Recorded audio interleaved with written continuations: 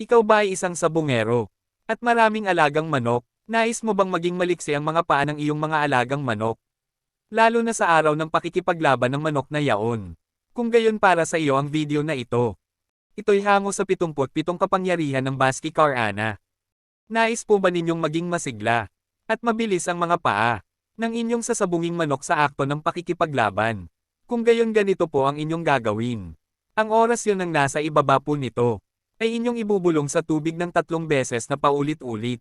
At ang tubig na ito ang siya mong ipaiinom sa iyong manok na sasabungin.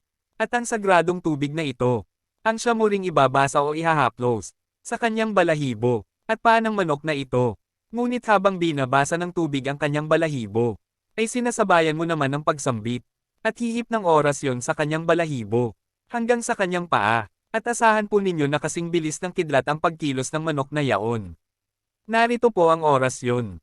Cruz, Mekula, Solo, Cruz, Mihi, Sekeureg, Mihi, Solo, Cruz, Cruz, Set, Salva, Digno, Ogyas, Deus, Miserere, Labre, Mekom, Mikam, Lumalom, Gratiam, Bino, Binapa, Kuit, Kuit, Kuit, Guit, Guit, Guit.